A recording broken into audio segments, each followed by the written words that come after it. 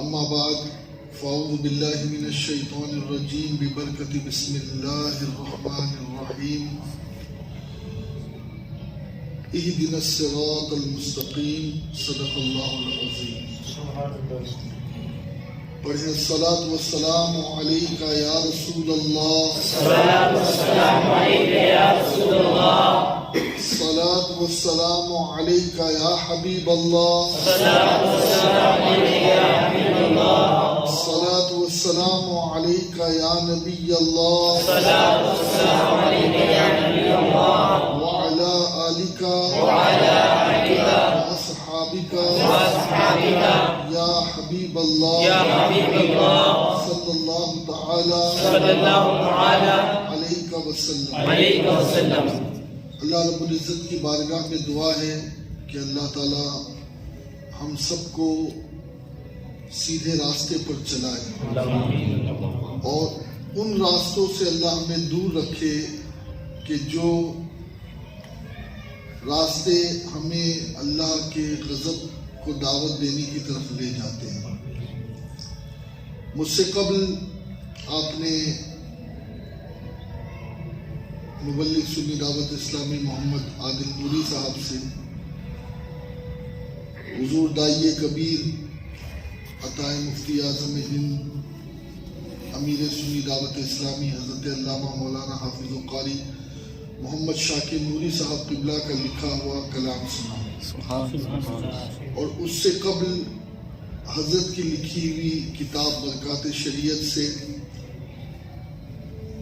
شاداب نوری بھائی نے درود کے فضائل کے حوالے سے درس دیا، اور اس سے پہلے ہم اور آپ سب نے مل کر کے سورہ فاتحہ صحیح پڑھنے کا طریقہ تجوید کے ساتھ ہمارے مبلغ سنی دعوت اسلامی عظیم نعت خواں حافظ قاری محمد شاکر برکاتی صاحب سے سیکھا. اللہ ان سب باتوں پہ ہمیں عمل کی توفیق بخشے. آپ لوگوں کا میں بے حد ممنون ہوں، مشکور ہوں کہ ایسے موسم میں تکلیف اٹھا کر اپنے نرم نرم بستر چھوڑ کر، بیوی بچوں کو چھوڑ کر، ہیٹر کو چھوڑ کر آپ اللہ اس کے رسول کے ذکر کو سننے کے لیے تکلیف اٹھا کر کے مسجد میں آئیں. اللہ آپ کو اس کا بہترین اجر عطا فرمائے. یقین جانیے آپ کہ اس موسم میں اگر مسجد میں 5 لوگ بھی آ جائیں نا تو ان 5 لوگوں کو بھی سلام ہے، اور آپ الحمدللہ 5 نہیں بلکہ 50 کی تعداد میں یہاں پر موجود ہیں. تو اللہ تعالیٰ آپ کے جذبے کو سلامت رکھے، اور ان بھائیوں کو بھی اللہ سلامت رکھے جو اجتماع میں دوسروں کو لانے کی کوشش کرتے ہیں. اللہ دونوں جہان کی برکتوں سے آپ کو نوازے. اس وقت آپ سن رہے ہیں کہ ہم مسجد کے اندر بیٹھے ہیں، لیکن اس کے باوجود بھی کچھ آوازیں ہمیں پریشان کر رہی ہیں، اور یہ کوئی نئی بات نہیں ہے. ہمارے نبی صلی اللہ علیہ وسلم جو غیب داں نبی ہے، انہوں نے ہم کو 1450 سال پہلے ہی سب کچھ بتا دیا تھا جو ہونے والا. بلکہ میرے نبی نے یہاں تک فرمایا تھا کہ بنی اسرائیل میں جو گناہ ہوگے وہ میری امت میں بھی ہوگے. یہاں تک اگر بنی اسرائیل میں کسی نے اپنی ماں سے زیادتی کی ہوگی تو میری امت میں بھی کوئی بدبخت ایسا ہوگا. گانا، میوزک، دوستو یہ کیا ہے؟ یہ شیطان کا ہتھیار ہے، یہ شیطان کا کھلونا ہے. اور اللہ کے نبی علیہ الصلوۃ والتسلیم نے اپنی پیدائش کا جو مقصد بیان کیا، وہ 3 مقاصد بہت ہی اعلیٰ طور پر حدیث میں ملتے ہیں. ایک مقصد تو میرے نبی علیہ الصلوۃ والتسلیم نے یہ بیان کیا کہ میں اس لیے آیا ہوں تاکہ میں اخلاق کی قدروں کو مکمل کر دوں. سبحان اللہ. بعثت لأتمم مکارم الاخلاق. نمبر 2 میرے نبی نے فرمایا بعثت لمعلما، کہ مجھے اللہ نے ایسا ٹیچر بنا کر کے بھیجا ہے کہ جو ظاہر کو بھی بدل دیتا ہے اور باطن کو بھی بدل دیتا ہے. معلم کی جو اصل تعریف ہے وہ ہمارے استاد محترم حضور بلبل باغ مدینہ الحاج قاری محمد رضوان خان صاحب نے یہی فرمائی. ٹیچنگ کرنے والا نہیں ٹیچر ہوتا ہے، صرف درس دینے والا ٹیچر نہیں ہوتا، بلکہ معلمہ کا جو لفظ ہے معلم وہی ہوتا ہے کہ جو ظاہر کو بھی بدلے اور دل کو بھی بدلے. اور تیسری جو چیز میرے نبی نے فرمائی وہ یہ فرمائی کہ مجھے اللہ نے اس لیے بھیجا ہے کہ میں ان میوزک کے سامانوں کو توڑ دوں،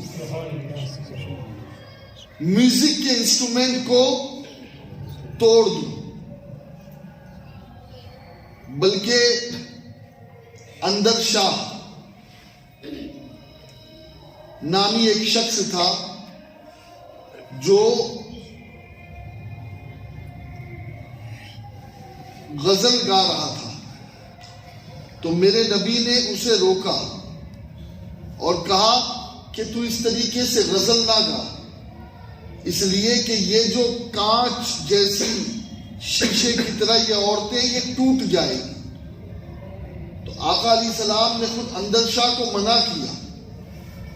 اور اتنا ہی نہیں بلکہ اس میوزک کے حوالے سے حضرت نافع بیان کرتے ہیں کہ میں نے حضرت عبداللہ ابن عمر سے سنا، اور عبداللہ ابن عمر نے وہی مجھے بتایا جو انہوں نے نبی کو کرتا دیکھا تھا. اور وہ کیا تھا کہ ہمارا گزر کسی راستے سے ہوا تو وہاں بانسری کی آواز میرے نبی کے کانوں میں آئی. اب جب بانسری کی آواز میرے نبی کے کانوں میں آئی تو میرے نبی نے اپنے دونوں کانوں میں انگلی ٹھونس دی اور پوچھتے رہے حضرت ابن عمر سے کہ کیا آواز چلی گئی، کیا آواز چلی گئی. جب انہوں نے کہا ہاں یا رسول اللہ آواز چلی گئی، تب میرے نبی نے ان دونوں انگلیوں کو کانوں سے نکالا. اب آپ نبی کے اس انداز سے خود اندازہ لگا لے کہ میوزک کی آواز میرے نبی کو کتنی ناپسند ہے. میوزک کی آواز سے میرے نبی کتنا، اور حضرت عبداللہ ابن عمر فرماتے صرف میرے نبی نے کانوں میں انگلیاں نہیں ڈالی بلکہ اپنی اسپیڈ بھی بڑھا دی تاکہ جلد از جلد اس میوزک کی آواز کی لعنت سے دور ہو جاؤں. اور پھر اللہ کے نبی علیہ السلام کو جب یہ پتا چلا کہ اب میوزک کی آواز چلی گئی ہے، بانسری کی آواز، بانسری بھی ایک میوزک کی شکل میں ہے، تو پھر میرے نبی نے دونوں کانوں سے انگلیاں نکالی. آپ تصور تو کریں کہ نبی تو میوزک سے اتنی نفرت کرے، نبی تو مزامیر اور اس ساز سے اتنی نفرت کرے، اور آج اسی نبی کا کلمہ پڑھنے والے ڈھول بجا رہے ہیں، آج اسی نبی کا کلمہ پڑھنے والے بانسری بجا رہے ہیں، آج اسی نبی کا کلمہ پڑھنے والے ہارمونیم بجا رہے ہیں، آج اسی نبی کا کلمہ پڑھنے والے طبلے بجا رہے ہیں، آج اسی نبی کا کلمہ پڑھنے والے معاذ اللہ ثم معاذ اللہ ان میوزک کے سامانوں کو گانوں اور غزلوں میں یوز کر کر کے خود کے بھی ایمان کو برباد کر رہے ہیں اور دوسرے مسلمانوں کے ایمان کو بھی برباد کر رہے ہیں. آپ کو میں کیا بتاؤں، میرے نبی فرماتے ہیں صلی اللہ علیہ وسلم کہ گانا جو ہے یہ دل میں نفاق کے بیج کو جنم دیتا ہے، دل میں نفاق کے بیج کو جنم دیتا ہے. اور دوستو پھر جب کسی کو شوق ہو جاتا ہے نا گانا سننے کا، جب کوئی عادی ہو جاتا ہے گانا سننے کا، تو پھر یہ نفاق کا بیج پودا بن جاتا ہے، اور صرف پودا نہیں بلکہ ایک تناور درخت بن جاتا ہے کہ جو انسان کے ایمان کو خراب کر کے چھوڑتا ہے اور اسے پکا منافق بنا دیتا ہے۔ آج آپ یہ کیا سمجھ رہے ہیں؟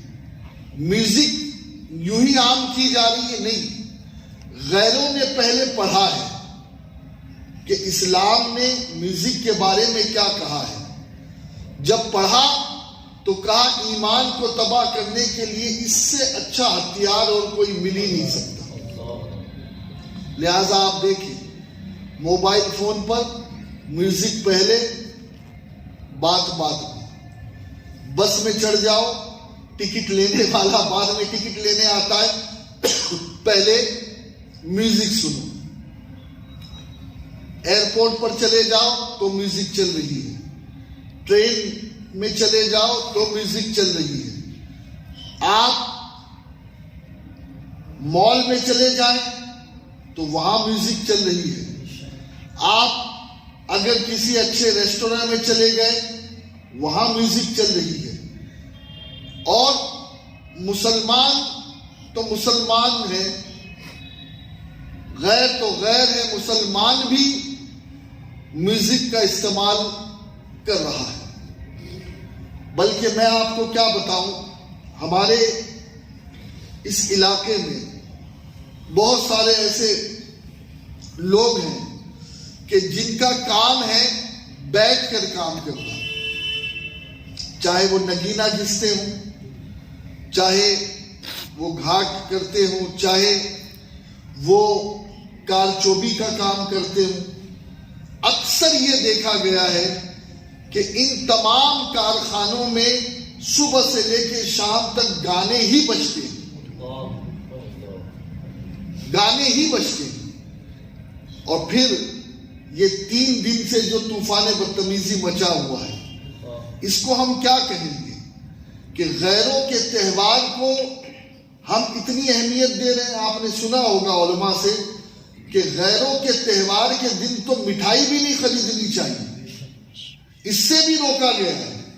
اور آج حال یہ ہے کہ ہم سے زیادہ غیر نہیں ڈی جے بجاتے، ہم سے زیادہ غیر نہیں میوزک بجاتے، بلکہ ہمارے ہی محلوں میں بڑے بڑے اسپیکر، اور پھر اس پہ صبح سے لے کے شام تک آپ دیکھیں نا 9 بجنے آ گئے، لیکن ان پر اب تک لاک ڈاؤن نہیں لگا۔ راتیں خراب ہو رہی ہے، صبح فجر کی نماز کیا ہوئی، میوزک شروع۔ غیر تو ایک دن تہوار منا کے بیٹھ جاتا ہے، اور یہ مسلمان ایک ہفتے تک کے خاموشی نہیں ہوتے۔ ہم کہاں جا رہے ہیں؟ ہمارے حالات کیسے برے ہو رہے ہیں۔ اللہ کے نبی علیہ الصلوۃ والتسلیم فرماتے کہ اللہ کو 2 آوازیں سب سے زیادہ ناپسند ہے، سخت ناپسند ہے۔ 2 آوازیں، یہ حدیث پاک میں ہے۔ ایک تو میرے نبی علیہ الصلوۃ والتسلیم نے فرمایا نوحہ، یعنی کسی کے گھر میں میت ہو جائے اور میت کے وقت عورتیں جو چیخ چیخ کر کے روتی ہیں، تو یہ عورتوں کا آواز کے ساتھ رونا یہ نوحہ کہلاتا ہے۔ دیکھیے مرد تو بہت کم کرتے ہیں ایسا، لیکن عورتوں میں یہ بیماری زیادہ پائی جاتی ہے۔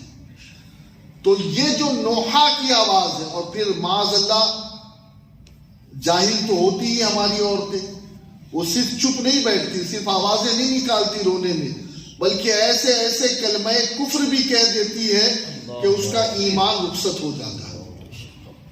اے اللہ تجھے میرا ہی گھر ملا تھا، میرا ہی بیٹا ملا تھا، میرا ہی شوہر ملا تھا، یہ سب کیا ہے؟ اللہ پہ طنز کرنے والی تو ہے کون؟ تو میرے نبی علیہ السلام نے فرمایا کہ نوحے کی آواز۔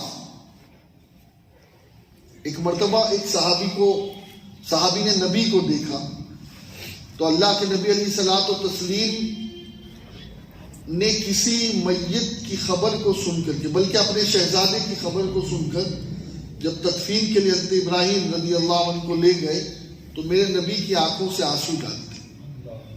تو وہ صحابی نے کہا حضور آپ نے تو منع کیا ہے۔ کہا میں نے نوحے سے منع کیا ہے، اور یہ جو دل میں درد ہوتا ہے اور محبت میں جو آنسو نکلتے ہیں، اس سے میں نے منع نہیں کی۔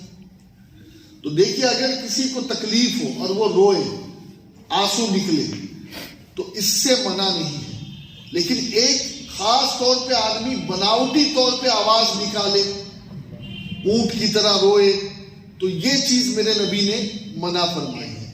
اور خاص طور پہ عورتوں کے حوالے سے دیکھیے، عورتوں کو جو قبرستان جانے سے بھی روکا گیا ہے، اس کی وجہ بھی یہی ہے کہ وہ جزا فضا بہت کرتی ہے، بہت زیادہ ان کے اندر صبر نہیں ہوتا، ضبط نہیں ہوتا، کپڑے پھاڑ دیتی ہے، چوڑیاں توڑ دیتی ہے اور بے پردہ ہو جاتی ہے، اور معاذ اللہ بڑا عجیب معاملہ ہو جاتا ہے۔ تو اللہ کے نبی علیہ السلام نے فرمایا کہ نوحے کی جو آواز ہے وہ اللہ کو سخت ناپسند ہے، سخت۔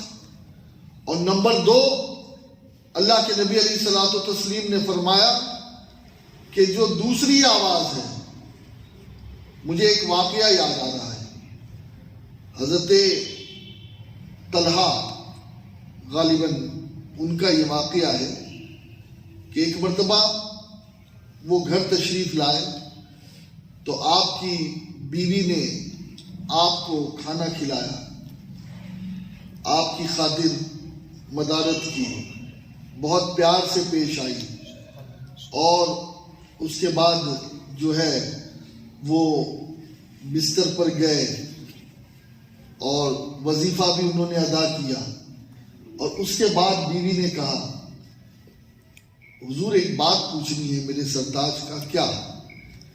کہا اللہ نے اگر کوئی امانت کسی نے کسی کے پاس رکھوائی ہو اور پھر وہ امانت وہ واپس لے لے تو آپ کا کیا خیال ہے؟ تو کہا اس میں تو کوئی بات نہیں، جب امانت دار نے امانت لے لی تو یہ تو اچھی بات ہے، یہ تو ٹھیک ہے۔ کہا اللہ نے بھی ہمیں ایک امانت دی تھی بیٹے کی شکل میں، آج اللہ نے اسے لے لیا۔ یعنی آپ دیکھیں بیوی ہو تو ایسی، یہ آج کل کی عورتوں کی طرح نہیں۔ اور جب میرے نبی کو اس بات کی خبر پہنچی تو میرے نبی نے انہیں مجدہ سنایا، ہاں، کہ جو اس بیوی نے جو کام کیا ہے نا، اللہ بھی اس سے خوش ہے اور اس کا رسول بھی اس سے خوش ہے۔ بیوی ہو تو ایسی کہ بیٹے کا جنازہ گھر میں پڑا ہے لیکن یہ نہیں کہ رو رہی ہے، آپ سوچو تو صحیح کہ کیسی سمجھدار تھی۔ اور یہ سب بارگاہ نبی کا فیصلہ، یہ سب حضور کی تربیت کا اثر تھا کہ وہ اپنے شوہر کو اس نے بھوکا نہیں رکھا، ہاں بلکہ گھر میں کھانا بھی پکایا، کھانا کھلایا بھی، اور اچھی اچھی باتیں بھی کی، ساتھ سوئی بھی، اور بتا دیا کہ جو امانت ہوتی ہے اس طریقے سے واپس کی جاتی ہے امانت داروں کو۔ ہاں، ہم کیا ہیں، ہماری زندگیاں کیا ہیں دوستو، ہماری جان مال یہ سب اللہ کی امانت ہے۔ ہم بازار مصطفیٰ میں بک چکے ہیں اور ہمیں خریدنے والا خود اللہ ہے، اور کس کے بدلے میں خریدے گئے ہیں؟ جنت کے بدلے میں۔ نہ ہماری جان ہماری ہے نہ ہمارا مال ہمارا ہے، تو بھیا پھر یہ مال سے پتنگ کیسے خرید سکتے ہو؟ اس مال سے ڈی جے کیسے بجا سکتے ہو؟ اس مال سے مزامیر اور گانے سننے کا کیسے انتظام اور اہتمام کر سکتے ہو؟ تو میرے نبی علیہ الصلوۃ والتسلیم نے نوحے کی آواز سے منع فرمایا۔ اور نمبر 2، اللہ کے نبی علیہ الصلوۃ والتسلیم نے منع فرمایا عورتوں کو نوحے سے، اور فرمایا دوسری جو اللہ کو سب سے ناپسندیدہ آواز ہے وہ گانے کی آواز ہے۔ کون سی آواز؟ گانے کی آواز۔ اللہ کے نبی علیہ الصلوۃ والتسلیم نے گانے کی آواز کے بارے میں کہا کہ یہ اللہ کو سخت ناپسند ہے، سخت ناپسند۔ لیکن آپ دیکھیں آج مسلمان پاگل ہو رہے ہیں، دماغ ایسا لگتا ہے کہ کام ہی نہیں کر رہا، چہرے پہ داڑھیاں ہیں اور شادی کی محفل میں میوزک چل رہا ہے، بڑے بڑے عالموں کو بلائے ہیں، بڑے بڑے علماء آئے ہوئے ہیں، ان علماء کا بھی حیا نہیں، اللہ کا بھی حیا نہیں، رسول کا بھی حیا نہیں کہ چلو یہ علماء آئے ہیں تو کم از کم میوزک کو، آج تو کچھ نچنیوں کو لوگ بلاتے ہیں ناچنے کے لیے شادیوں میں، کچھ گویوں کو بلاتے ہیں، وہ گویے گانا گاتے ہیں، ہاں، اور بدقسمتی سے وہ گویے بھی مسلمان ہوتے ہیں، ہاں۔ تو دوستو بڑے عجیب حالات اس وقت ہو رہے ہیں قوم مسلم کے۔ اب مجھ سے ایک شخص نے آ کر کہا، سید صاحب ہم اتنے سال سے اس زمین پر رہ رہے ہیں، آج تک ہم نے کسی مولوی یا کسی مفتی یا کسی امام سے کبھی اس کے خلاف بیان سنا ہی نہیں۔ تو میں نے کہا بھائی اگر آپ نے نہیں سنا تو اس میں میرا کیا قصور ہے؟ اس میں میرا کیا قصور ہے؟ سن ہجری 60 کے بعد مسلمانوں کی تعداد 2 لاکھ 5 لاکھ سے بھی زیادہ تھے، لیکن کربلا میں 72 آئے، تو اس میں میرا کیا قصور ہے؟ اس میں میرا کیا قصور ہے؟ آپ سمجھ رہے یا نہیں سمجھ رہے؟ اور میں نے تو ایک اعلان کیا ہے کہ پتنگ بازی کے خلاف اعلان جنگ جاری رہے گی انشاءاللہ۔ کوئی ساتھ آئے تو مبارک، اور کوئی ساتھ نہ آئے تو بھی کوئی بات نہیں، ہم تو ہماری جنگ جاری رکھیں گے۔ کوئی بھی گناہ ہو، کوئی بھی اللہ و رسول کے نافرمانی والے کام ہو، انشاءاللہ ہم کبھی پیچھے نہیں ہٹیں گے انشاءاللہ۔ ہم ان کاموں کو روکیں گے، اور الحمدللہ حضور کی نالے پاک کا صدقہ کل میرے پاس ایک میسج آیا کہ سید صاحب جے پور میں اتنے سالوں سے میں یہ کام کر رہا تھا، لیکن کل کا یہ پہلا تہوار تھا کہ نہ میں چھت پر گیا، نہ میرے گھر والے چھت پر گئے، اور نہ میں نے اپنے بچوں کو چھت پہ جانے دیا۔ اللہ کا کرم ہے، جوٹواڑا کے کوئی صاحب تھے۔ تو یاد رکھیں یہ جو اسٹیٹر ہوتے ہیں نا، یہ بھی کام کرتے ہیں، ہاں یہ اسٹیٹر بھی کام کرتے ہیں، یہ بھی تبلیغ کرتے ہیں۔ صرف ایسا نہیں کہ ہفتہ واری اجتماع میں جو آئے تو ہی تبلیغ، وہ نہیں، آپ اسٹیٹر کے ذریعے سے، آپ جو ہے واٹس ایپ کے ذریعے سے، فیس بک کے ذریعے سے آپ تبلیغ کریں، آپ لوگوں کو بتائیں، نصیحت کریں، نصیحت فائدہ دیتی ہے، ہاں مومنین کو، ہاں لیکن مومنین کو فائدہ ہوگا، یہ یاد رکھیں۔ جو مومن نہیں ہوگا نا اس پر اثر پڑنا ہی نہیں ہے، ہاں مومن تو فوراً مان لیتا ہے۔ ہاں میں نے ابھی بھی جمعہ میں یہی عرض کیا تھا کہ جس کے ہاتھ میں پنجتن کا دامن ہو، غوث و خواجہ و رضا کا دامن ہو، تو اس کے ہاتھ میں جو ہے وہ پتنگ کی ڈور نہیں نظر آ سکتی ہے، پتنگ کی ڈور نہیں نظر آ سکتی ہے۔ تو دوستو ہمیں سمجھنا ہے کہ اس وقت ہم کہاں کھڑے ہیں، ہماری قوم کیا کر رہی ہے۔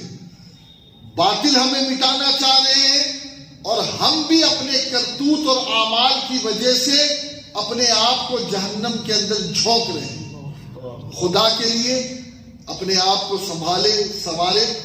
یہ گانا، اس کی نحوست بڑی ہے، اتنی نحوست ہے، اتنی نحوست ہے کہ میں آپ کو کیا بتاؤں۔ آج کچھ ہمارے بھائی ہیں، ان کو فون کرو تو فون کرنے سے پہلے وہ گانا سناتے ہیں، رنگ ٹون رکھ چھوڑیے، اور انہیں اتنی توفیق نہیں ہوتی کہ کسٹمر کیئر سے بات کر کے وہ رنگ ٹون ہٹائے، وہ گانے کی رنگ ٹون ہٹائے۔ وہ ہمیں بھی سناتے زبردستی، لو سنو۔ یہ آپ دیکھیں کتنا ہمارے معاشرے میں زہر گھول دیا گیا ہے۔ حضور کی ایک حدیث مجھے یاد آ رہی ہے، میرے نبی علیہ السلام نے فرمایا تھا ایک وقت ایسا آئے گا کہ جب سود اس طریقے سے معاشرے میں گھل جائے گا کہ اگر کوئی سود سے بہت بچنے کی کوشش کرے گا تب بھی سود کا کچھ غبار تو اس کے گھر میں پہنچ ہی جائے گا۔ اور آج یہی ہو رہا ہے، آپ اپنے پورے گھر کو پیک کر دو رہے، اپنا گھر تو اپنا گھر، اللہ کے گھر میں بھی آ رہے ہو تو گانے کی آواز سنائی دے رہی، اللہ کے گھر میں آ رہے ہو تب بھی گانے کی آواز سنائی دے رہی۔ آدمی جائے تو کہاں جائے؟ آدمی جائے تو کہاں جائے؟ ریلوے اسٹیشن پہ گانا، بس اسٹینڈ پہ گانا، ایئرپورٹ پر گانا، دکانوں پہ گانا، شادیوں میں گانا، کھانوں میں گانا. ایسا لگتا ہے کہ گانے بنا ان کا کام ہی نہیں چلے. خدا کے لیے مسلمانوں اپنی شادیوں کو پاک کریں، اپنے شادی کے تہوار کو پاک کریں، اور ان گانوں سے، غزلوں سے دور ہو کر کے، اور خاص طور پر عورتوں کے لیے پارٹیشن کریں. اور ایک بات میں بہت ادب کے ساتھ عرض کر رہا ہوں، عورتوں کے ساتھ پارٹیشن کا مطلب یہ نہیں ہے کہ بھئی مردوں کا کھانا الگ اور عورتوں کا کھانا الگ. نہیں، عورتوں کو کھانا کھلانے والی بھی عورتیں ہی ہونی چاہیے. آپ کو پتہ نہیں ہے کیا کیا ہو رہا ہے، کیا کیا ہو رہا ہے. کبھی کبھی لوگ مجھ سے بھی ناراض ہو جاتے ہیں کہ آپ کے گھر کی عورتیں دعوتوں میں کیوں نہیں آتی.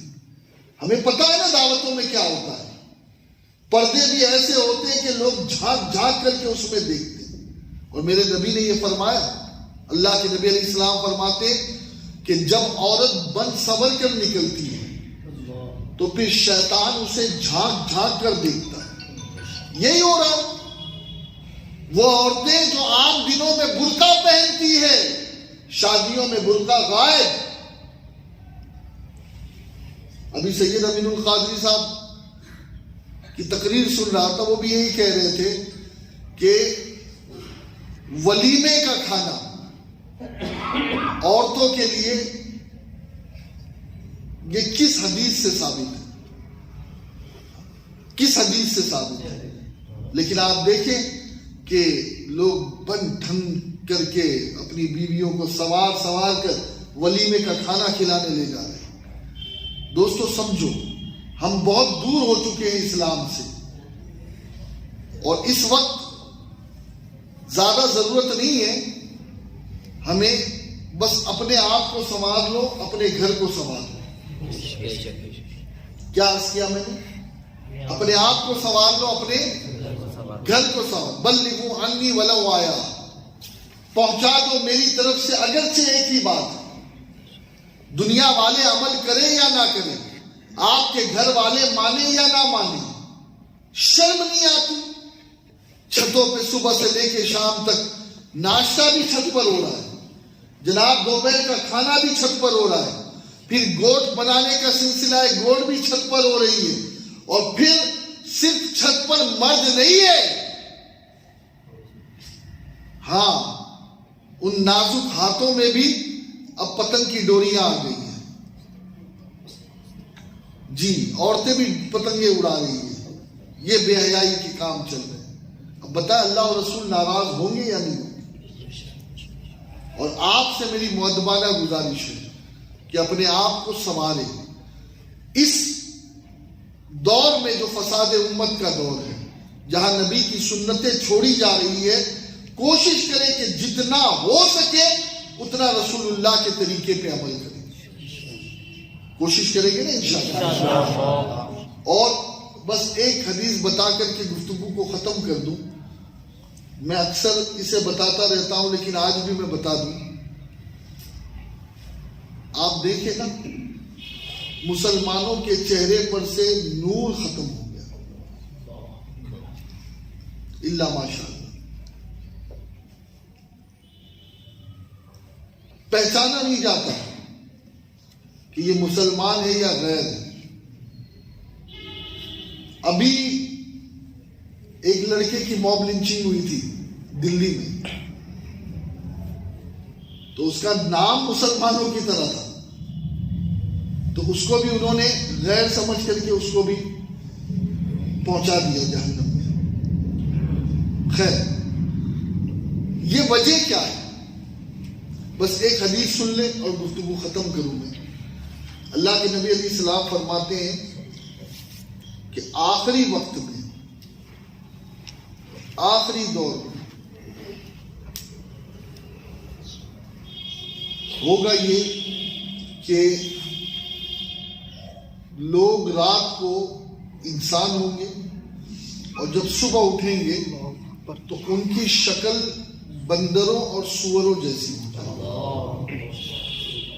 پوچھا گیا یا رسول اللہ کیسے، اس کی وجہ کیا ہوگی؟ تو کہا اس کی وجہ ہوگی کہ وہ شراب پیے گے اور گانے والیوں سے گانا سنیں گے.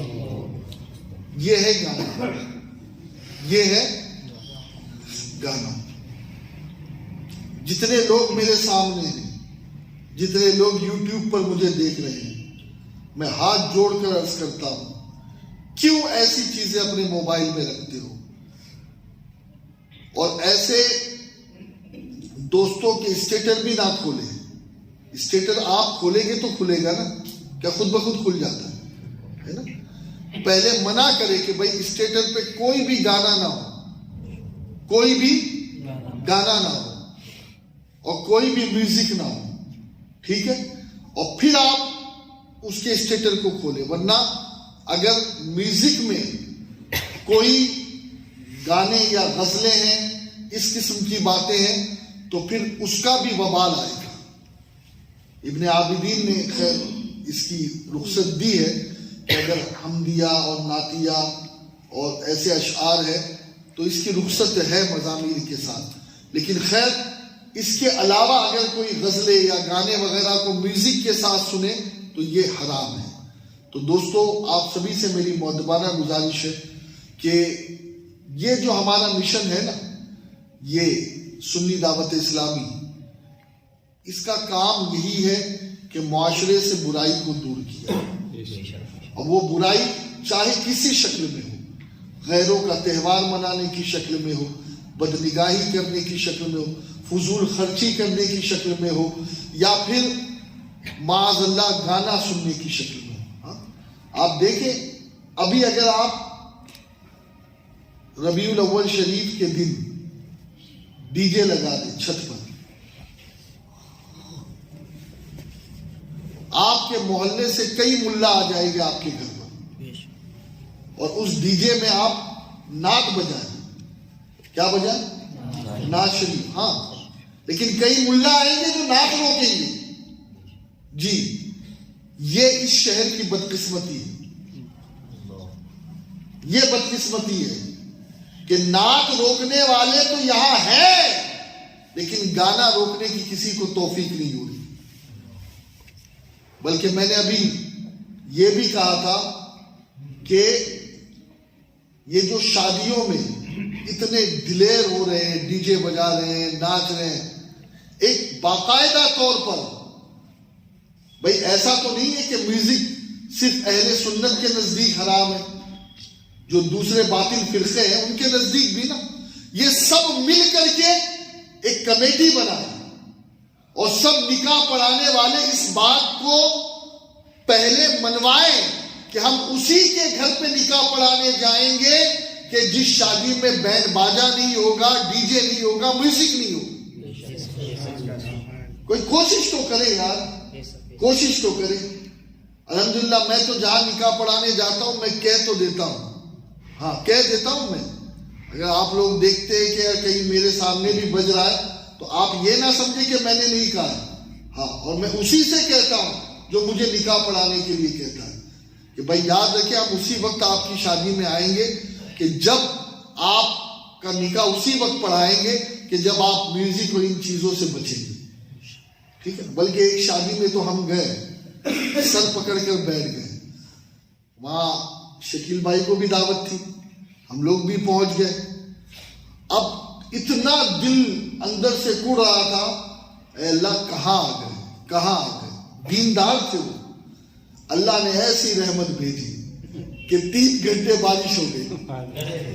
سارے ناچنے والے بھی بھاگ گئے، بینڈ بجانے والے بھی بھاگ گئے. ہاں، لیکن ہمیشہ تو بارش نہیں ہوتی نا، ہے نا. 1-2 بار پتھروں کی بارش ہو جائے، کیا خیال ہے؟ تبھی اس قوم کو سدھرنے کا موقع ملے گا. یہ پانی کی بارش سے سدھر نہیں رہی. اللہ مجھے بھی، آپ کو بھی، سب کو سیدھا راستہ عطا فرمائے. گناہوں سے اللہ ہمیں نفرت عطا فرمائے. اللہ ہمیں اپنی موت کی تیاری کی توفیق دے. یہ جو موسم ہے نا، یہ موت کا موسم ہے. ہاں، ایک دن میں 3 بار مسجد کے اناؤنس کے مائک سے آواز آتی ہے، فلاں صاحب بھی گئے، فلاں صاحبہ بھی گئی اور فلاں صاحب بھی گئے. جی، یہ اس موسم میں موتیں زیادہ ہوتی ہیں. تو خدا کے لیے ایسے نہ مرو کہ اللہ اور رسول کے نافرمان بن کر مرو، بلکہ ایسے مرو کہ اللہ اور ایک چیز میں آپ کو بتا دوں، اگر آپ نے دل میں برا جانا ہے تب بھی انشاءاللہ آپ کی حفاظت ہو۔ اللہ ہم سب کو عمل خیر کی توفیق عطا فرمائے۔ وما علینا الا البلاغ المبین۔ السلام علیکم ورحمۃ اللہ وبرکاتہ۔